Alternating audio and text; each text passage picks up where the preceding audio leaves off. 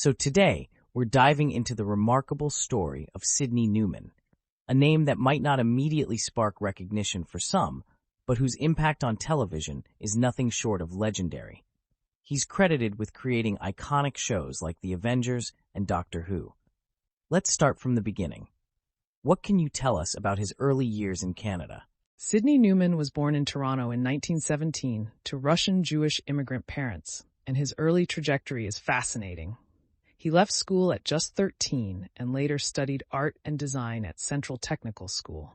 His initial passion was for art and film posters, but finding it hard to make a living that way, he turned to the film industry. He ended up at the National Film Board of Canada, or NFB, working as a film editor, where he worked on over 350 films during World War II, including documentaries and propaganda pieces. That's an impressive foundation. And I read that he almost ended up in Hollywood, right? What happened there? Yes, in 1938, Newman traveled to Hollywood and was actually offered a job at Walt Disney. It was his graphic design talent that caught their attention. But unfortunately, he couldn't get a work permit, so he returned to Canada. From there, his career really gained momentum at the NFB, where he eventually became an executive producer for documentary series like Canada Carries On.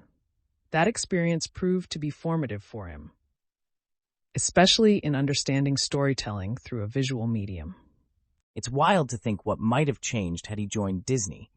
From your research, how did he move from Canadian television to reshaping British TV drama? The shift happened when he transitioned to the Canadian Broadcasting Corporation, or CBC. He worked on some of Canada's earliest televised sports broadcasts, but drama was his real passion, despite, by his own admission, knowing nothing about it at first. He eventually convinced his bosses to let him supervise drama production, which led to him supporting a wave of fresh talent, writers like Arthur Haley, for instance. Some of their work was so influential that the BBC took notice and began acquiring these productions. That eventually caught the attention of ABC Weekend TV in Britain, where they offered him a job, and that's when things really took off creatively for him. It seems like he carried this bold, almost rebellious vision with him to Britain. What changes did he enact when he started at ABC Weekend TV? Oh, he was outright revolutionary, especially for the 1950s. When Cecil Newman became head of drama at ABC, he was vocal about how British TV drama was too class-oriented and disconnected from ordinary people. His radical push was to reject the status quo of highbrow, stage-like productions in favor of gritty, realistic stories. A key example of this is Armchair theater, an anthology series he transformed with original screenplays rather than stage adaptations. It became hugely popular and helped democratize British television storytelling. That's incredible. And then there's The Avengers, which has its own iconic status. How did that show come about under Newman's watch?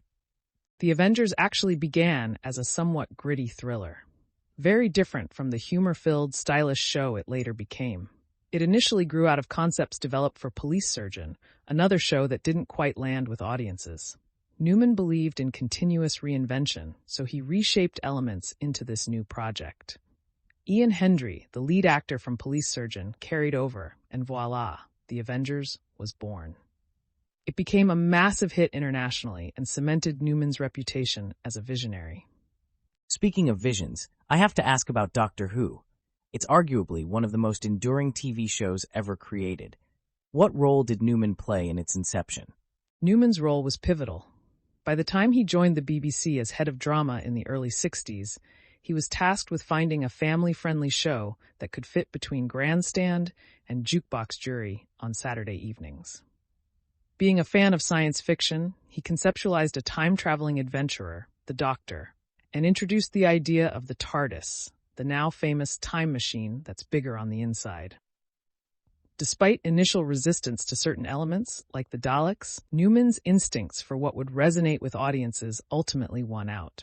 He also took a significant risk by appointing Verity Lambert as the show's first producer, making her the BBC's youngest and only female drama producer at the time.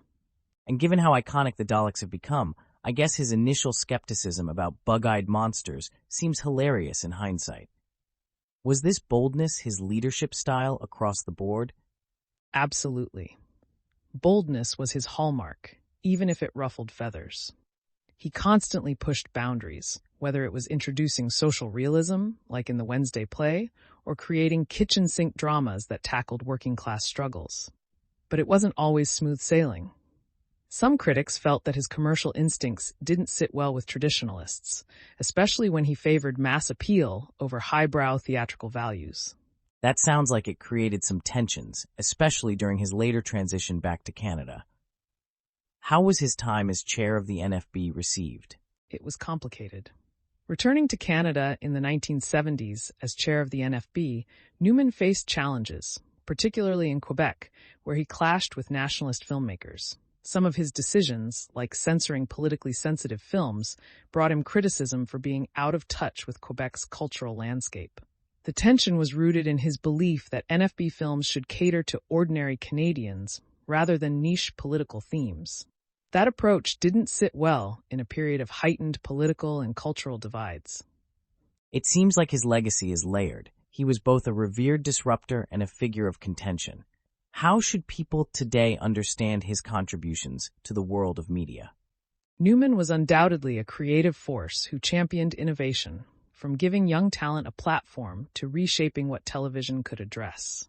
Shows like Doctor Who and the Avengers are testament to his lasting impact, appealing to diverse audiences across generations. His influence in creating popular art shouldn't be underestimated, even if his methods sparked debate. In a way, the best way to sum him up is through his mantra: television should be for everyone, not just an elite audience. That's beautifully said. It's fascinating how many corners of television and culture Newman touched, and how much of it still resonates today. Thanks for helping us unpack his story. It's a reminder of just how transformative media can be when it dares to innovate. Until next time, listeners, take care.